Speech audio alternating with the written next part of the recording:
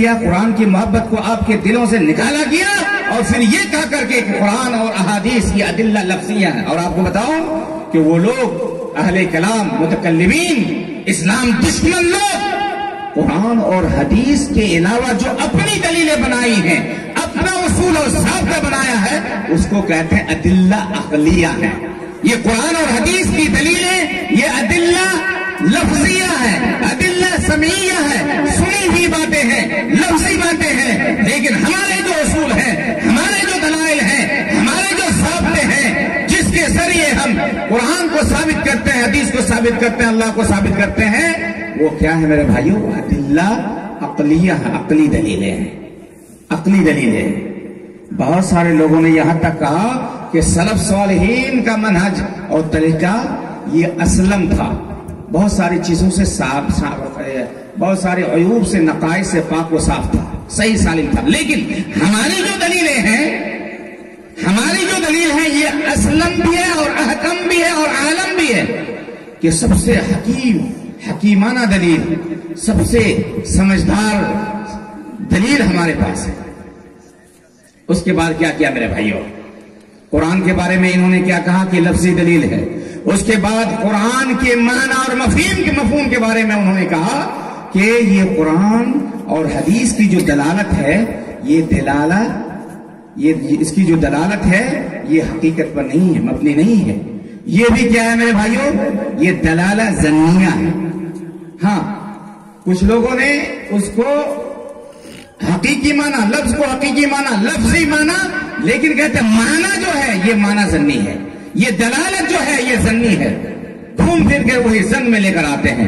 علم کا یقین, علم کا انکار, یقین کا انکار کہ قرآن سے علم حاصل نہیں ہوتا اور احادیث سے علم نہیں حاصل ہوتا, بلکہ ان سے, قرآن اور حدیث سے ظن, گمان حاصل ہوتا ہے اور یقین حاصل نہیں ہوتا.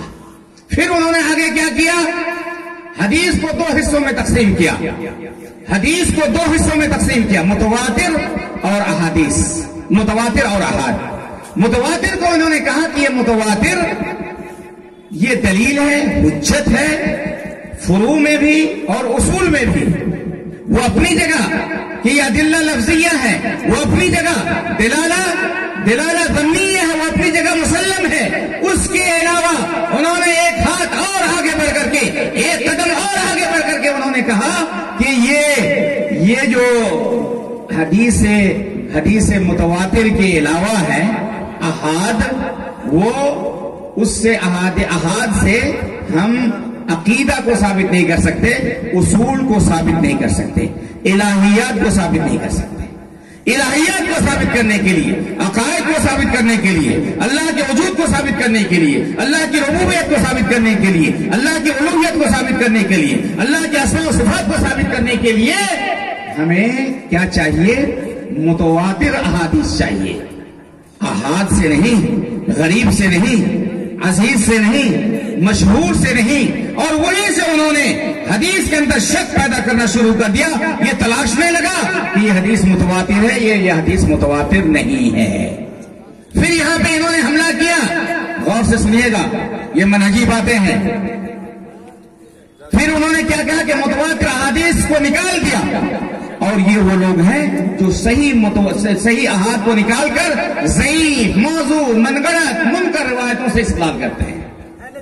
صحیح روایتوں کو چھوڑ کر موضوع, منکر, منگڑت روایتوں سے استدلال کرتے ہیں. ایک طرف احاد سے استدلال نہیں کرتے, اور ان کا یہ قول ہے کہ احاد سے, احاد خبر واحد سے, چاہے غریب ہو, چاہے عزیز ہو, چاہے مشہور ہو, یہ متفقہ مسئلہ ہے اہل کلام کے نزدیک. متکلمین کے نزدیک چاہے متکلم جہمی ہو, چاہے متکلم معتزلی ہو, چاہے متکلم اشعری ہو, چاہے متکلم کلابی ہو, چاہے متکلم ماتریدی ہو, کوئی بھی ہو, ان کے یہاں یہ ہے کہ اگر حدیث متواتر ہے تو اس سے تو ہم دلیل پکڑ سکتے ہیں, لیکن اگر وہ احاد ہے, غریب ہے اور سند صحیح ہے, اس سے کوئی مطلب نہیں. اگر غریب ہے, اگر عزیز ہے, اگر مشہور ہے, تو وہ اصول میں, عقائد میں, الہیات میں وہ حجت نہیں ہے, وہ حجت نہیں ہے. پھر آگے کیا کیا میرے بھائیوں؟ سب سے زیادہ انہوں نے سلف صالحین سے جو اختلاف کیا ہے, کہ اللہ تبارک و تعالیٰ کو جاننے کے لیے یا کسی بھی چیز کو جاننے کے لیے اس کا نام ہوتا ہے، اس کی صفت ہوتی ہے۔ دنیا میں کوئی ایسی چیز نہیں جس کا نام نہ ہو۔ وَعَلَّمَ آدَمَ الْأَسْمَاءَ كُلَّهَا ثُمَّ عَرَضَهُمْ عَلَى الْمَلَائِكَةِ فَقَالَ أَنبِئُونِي بِأَسْمَاءِ هَؤُلَاءِ۔ یہ اللہ تبارک و تعالیٰ کا نظام ہے کہ کوئی درخت ہو اس کا بھی نام ہوتا ہے، ہمیں معلوم ہو یا نہ ہو۔ انسان ہے اس کا نام ہوتا ہے، حیوان ہے اس کا نام ہوتا ہے، بلکہ ایک حیوان کا متعدد نام ہوتا ہے، ایک حیوان کے بچے کا متعدد نام ہوتا ہے، اور انسان کی ایک صفت ہوتی ہے، ہر چیز کی صفت ہوتی ہے۔ اہل سنت والجماعت لکھتے ہیں، لغوی حضرات لکھتے ہیں، اہل اللغہ لکھتے ہیں، وہ چیز جس کا نام نہ ہو، وہ چیز جس کی صفت نہ ہو، اس کا خارج میں کوئی وجود ہے ہی نہیں۔ آپ کہیں کہ میں نے ایک انسان کو دیکھا، اس کا کوئی نام نہیں، اس کا سر بھی نہیں ہے، اس کا چہرہ بھی نہیں ہے، اس کا بال بھی نہیں ہے، اس کے ہاتھ بھی نہیں ہے، اس کے پیر بھی نہیں ہے، اس کا جسم بھی نہیں ہے، وہ سنتا بھی نہیں ہے، وہ بولتا بھی نہیں ہے، وہ دیکھتا بھی نہیں ہے۔ آپ کیا کہو گے میرے بھائیوں کہ وہ انسان، تم نے انسان کو دیکھا ہی نہیں ہے۔ اللہ تبارک و تعالیٰ کے بہت سارے نام ہیں، مشہور یہ ہے کہ 99 نام، لیکن اللہ تعالیٰ کے بہت سارے نام ہیں، اور ہر نام سے اللہ تبارک و تعالیٰ کی کئی صفتیں مشتق ہوتی ہیں۔ اسماء اللہ اعلام و اوصاف، لیکن کچھ لوگوں نے کیا کیا، خلوار کیا، کہا کہ اللہ تعالیٰ کا کوئی نام ہی نہیں ہے، اللہ تبارک و تعالیٰ کی کوئی صفت ہی نہیں ہے، صرف اللہ تبارک و تعالیٰ کی ذات ہے، وہ بھی ذات جو آپ سمجھ رہے ہیں وہ نہیں ہے، وہ ذات ذہنی ہے، ذہن میں ہے، اس کا کوئی صفت ہی نہیں، اس کا کوئی عکس نہیں۔ اور ہندی میں اور دوسرے لوگ کیا کیا کہتے ہیں میرے بھائیو، نہیں، ہمارا جو اللہ ہے، ہمارے اللہ کی ذات ہے، ہمارے اللہ کی صفت ہے، ہمارے اللہ کے اسما ہے۔ لیکن ان لوگوں نے کیا کیا، اہل کلام نے کیا کیا، اللہ تبارک و کچھ لوگوں نے اللہ تبارک و تعالیٰ کے تمام اسما صفات کا انکار کر دیا، کہا کہ اللہ تبارک و تعالیٰ کا نہ کوئی نام ہے نہ کوئی صفت ہے، اور انہوں نے کہا کہ اللہ تبارک و تعالیٰ کی صرف ذات ہے، اسما و صفات بالکل نہیں ہے۔ میرے بھائیو، جب نام نہیں تو آپ اس رب کو، اس اللہ کو کیسے پکارو گے؟ جس کی کوئی صفت نہیں اس کو کیسے پکارو گے میرے بھائیو؟ وہ چیز، کوئی بھی چیز جس کا نام نہ ہو، جس کی صفت نہ ہو، اس کا خارج میں کوئی وجود نہیں ہوتا۔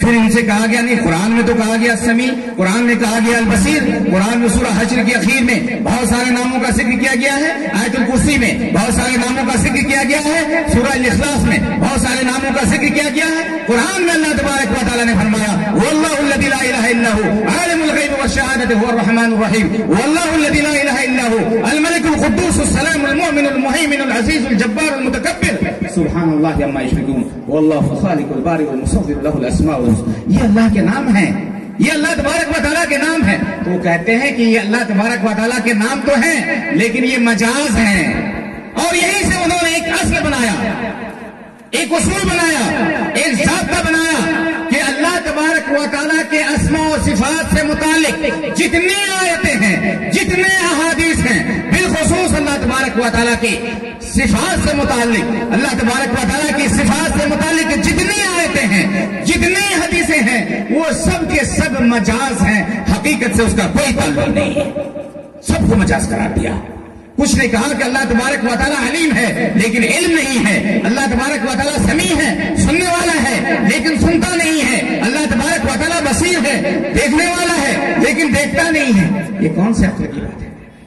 اس عقل میں آنے والی بات نہیں ہے۔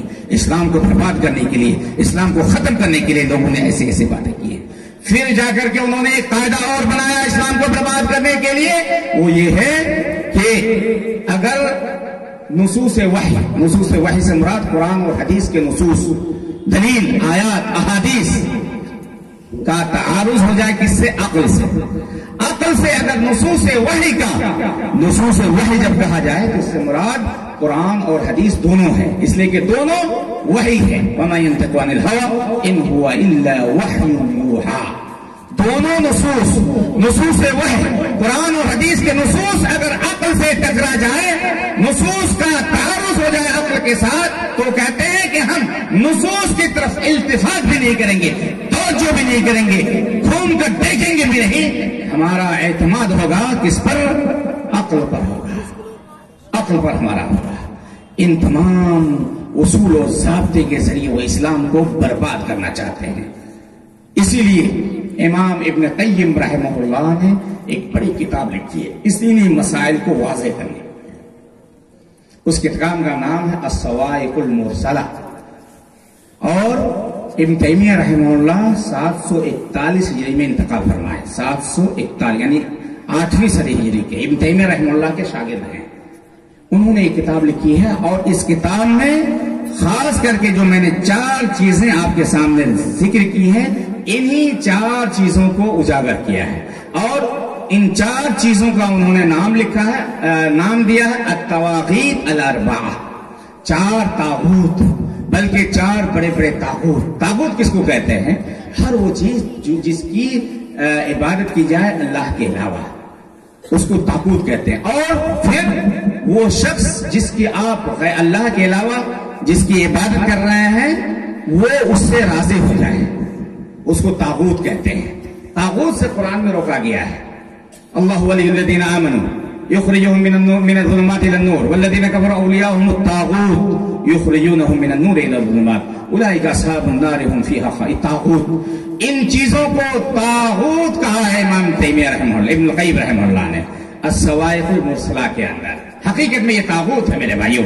ان کے ذریعے, ان طاغوت, ان 4 طاغوتوں کے ذریعے, ان 4 طواغیت کے ذریعے ان اہل کرام نے, اسلام دشمن لوگوں نے چاہ کر نہ چاہتے بھی انہوں نے کیا کیا, عمدن یا خطأً انہوں نے کیا کیا, اسلام کو برباد کر دیا گیا, اسلام کو برباد کر دیا, قرآن کی روح کو مٹا دیا, اور اسلام کی مضبوط جڑوں کو انہوں نے ہلا کر رکھ دیا ہے.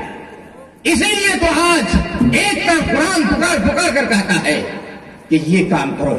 اللہ کے رسول صلی اللہ علیہ وسلم کی حدیث ہمیں پکار کر کہتی ہے کہ تمہیں نماز میرے طریقے کے مطابق پڑھنی ہے. صلو کما رأیتمونی اصلی. لوگوں, میں حج کر رہا ہوں, خذوا عنی مناسککم لعلی لا القاکم بعد عامی ھذا. لوگوں, میں حج کر رہا ہوں, حج کے مسائل مجھ سے سیکھ لو, جس طرح میں حج کر رہا ہوں اسی طرح تم بھی حج کرو. لیکن افسوس یہ ہے کہ آج دھڑلے سے بہت سارے لوگ کہتے ہیں کہ مولانا مجھے کس طرح نماز پڑھنی ہے, میں فلاں امام کو مانتا ہوں, میں فلاں مسلک کو مانتا ہوں, میرے مسلک کے مطابق فتویٰ دیجیے. یہ کہاں سے؟ یہی سب خرافات کی وجہ سے ہے, انہی 4 طاغوت کی وجہ سے ہے. ایک انسان جو اشہد ان لا الہ الا اللہ و اشہد ان محمد رسول اللہ کہتا ہے تو وہ صرف ایک اللہ کی عبادت کرتا ہے اور محمد رسول اللہ صلی اللہ علیہ وسلم کی اطاعت اور پیروی کرتا ہے. لیکن افسوس یہ کہ ہاں کچھ لوگ مسلک کی بات کرتے ہیں, کچھ لوگ اپنے مسلک کے مطابق عمل کرتے ہیں. لیکن سن لو میرے بھائیوں, کچھ مسلمان ایسے بھی ہیں, ان کو چاہیے نبی کی سنت, ان کو چاہیے نبی کا طریقہ, ان کو چاہیے نبی کا اسوہ. وہ جانتا ہے کہ میری عبادت, میرا عمل اس وقت تک اللہ تبارک و تعالیٰ کے بارگاہ میں قابل قبول نہیں ہوگا جب تک ہم نبی کریم صلی اللہ علیہ وسلم کی سنت کے مطابق, نبی کریم صلی اللہ علیہ وسلم کے طریقے کے مطابق عمل نہیں کریں گے. نبی کے طریقے کے مطابق عمل کرنا ضروری ہے, ضروری ہے, ضروری ہے. تم نے نبی کا کلمہ پڑھا ہے, کسی امام کا کلمہ نہیں پڑھا ہے. اور ہماری شریعت میں, قرآن میں اور حدیث میں اللہ تبارک و تعالیٰ نے ہمیں قرآن اور حدیث کی اطاعت کے ساتھ ساتھ بعض علماء, بعض اچھے لوگوں کی اطاعت کا بھی حکم دیا ہے. لیکن اختلاف کے وقت ہمیں یہ حکم دیا ہے کہ ہم صرف اور صرف قرآن اور حدیث کا سہارا لیں. یا ایھا الذین آمنوا اطیعوا اللہ واطیعوا الرسول واولی الامر منکم فإن تنازعتم في شيء فردوه إلى الله والرسول. اس لیے میرے بھائیوں, ایک نوجوان کا 2 منٹ میں واقعہ بیان کر کے میں آپ سے رخصت ہو جاؤں گا. ہمارے عبداللہ صاحب ماشاءاللہ 2-3 مرتبہ گھوم چکے ہیں, اللہ تعالیٰ جزائے خیر دے. ایک واقعہ ہے میرے بھائیوں, میں نے یہ کہا, ایک طرف لوگ کہتے ہیں کہ ہم فلاں امام کو مانتے ہیں, فلاں مسلک کو مانتے ہیں, میں حنفی ہوں, مجھے حنفیت کے مطابق سوال جواب دو, جواب چاہیے. میں مالکی ہوں, مجھے مالکیت کے مطابق جواب چاہیے. میں شافعی ہوں, مجھے شافعیت کے مطابق جواب چاہیے. میں حنبلی ہوں, مجھے حنبلیت کے مطابق جواب چاہیے. وہی ایک نوجوان آج مسلمان کہتا ہے کہ مولانا میں حج کرنے آیا ہوں، مجھے وہ مسائل بتائیے جو نبی کریم صلی اللہ علیہ وسلم نے بتایا ہے، مجھے حج کرنا ہے نبی کے حج کی طرح، مجھے کچھ نہ بتائیے۔ میں ایک مسلمان ہوں، میں نبی کی اتباع اور پیروی کرتے ہوئے حج ادا کرنا چاہتا ہوں، مولانا مجھے افضل بھی نہ بتائیے، مجھے مفضول بھی نہ بتائیے، مجھے چھوٹ بھی نہ دیجیے کہ یہ بھی کر لینے سے ہوگا، وہ بھی کر لینے سے ہوگا۔ میں اس سے پہلے بھی حج کیا ہوں، لیکن ایک حج میں نبی کریم صلی اللہ علیہ وسلم کی حج کی طرح کرنا چاہتا ہوں۔ یہ ہے ایمان میرے بھائیوں۔ میں حج کروں گا نبی کے حج کے مطابق، میں روزہ رکھوں گا نبی کے روزہ رکھنے کی طرح، اور میں نماز پڑھوں گا نبی کی نماز کی طرح، نماز نبوی۔ اگر آپ کا یہ ایمان ہو گیا، آپ کا یہ عقیدہ بن گیا، آپ کا یہ منہج بن گیا کہ ترکت فیکم امرین لن تضلوا ما تمسکتم بہما کتاب اللہ و سنتی، کہ جب تک تم دو چیزوں کو مضبوطی سے تھامے رہو گے کبھی گمراہ نہیں ہوگے، ایک اللہ کی کتاب اور ایک محمد رسول اللہ صلی اللہ علیہ وسلم کی سنت اور حدیث، تب تک تم گمراہ نہیں ہوگے۔ اگر یہ آپ کا اور ہمارا عقیدہ بن گیا اور ہر مسلمان کا یہ عقیدہ بن گیا، اللہ کی قسم، اللہ کی قسم، ہم اسی طرح مسلمان ہو جائیں گے جس طرح صحابہ کرام مسلمان تھے، جس طرح تابعین، تبع تابعین، ائمہ محدثین مسلمان تھے، جس طرح قرآن اور حدیث میں کہا گیا ہے مسلمان بننے کے لیے اور مسلمان کی طرح زندگی گزارنے کے لیے۔ اللہ تعالیٰ سے ہم دعا کرتے ہیں کہ اللہ تعالیٰ ہمیں قرآن اور حدیث کو سمجھنے، پڑھنے، سمجھنے اور قرآن اور حدیث کے مطابق عمل کرنے اور اس کے مطابق عقیدہ بنانے کی توفیق عطا فرما۔ اللہ تعالیٰ ہمیں باطل اصول اور باطل تعویل اور باطل لوگوں کے ابطال سے اللہ تبارک و تعالیٰ اور خرافات سے اللہ تعالیٰ، شرک سے، بدعت و خرافات سے اللہ تعالیٰ ہمیں بچا دے۔ اقول قولی ھذا واستغفر اللہ لی ولکم۔